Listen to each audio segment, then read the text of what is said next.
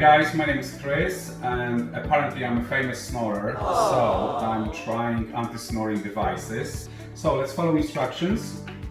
Let's insert this handle into the device and then put it for about 15 to 25 seconds into the boiling water.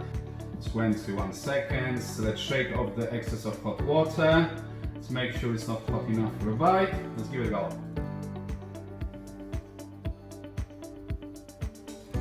Now we need to set it in cold icy water. Let's put it in. Okay, it sets. The device turned clear, crystal clear color, which is nice. It means it's working. Okay, and there it is. I'm gonna talk to you tomorrow morning after I wake up, after using this overnight, and I'll give you my feedback. Take care.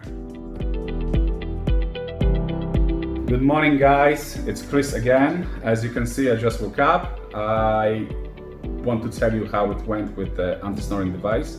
I've been told by my other half that I didn't snore, which makes me happy.